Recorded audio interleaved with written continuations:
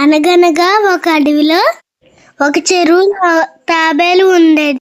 దానికి 2 హంసలకి మంచి స్నేహం కుదిరింది. అవి 3 రోజు ఆడుకునేవి, మాట్లాడుకునేవి, కథలు చెప్పుకునేవి. కొంతకాలానికి అక్కడ కరువు వచ్చింది. చెరువులన్నీ ఎండిపోయాయి.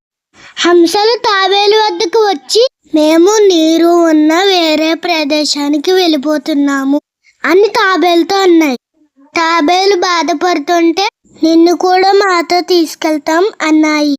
ఒక కర్ర పుల్లని ఇచ్చి మధ్యలో నోటితో పట్టుకో, మేం చెరువు పక్క పట్టుకుని తీసుకెళ్తాం అన్నాయి.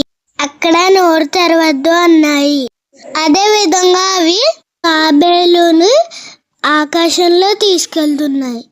ఒక ఊర్లో ప్రజలు వీటిని చూసి ఆశ్చర్యంతో తాబేలు ఎగురుతుంది, తాబేలు ఎగురుతుంది అన్నారు. దాంతో గొప్ప పడిపోయిన తాబేలు, అవును నేను ఎగురుతాను అని అంది.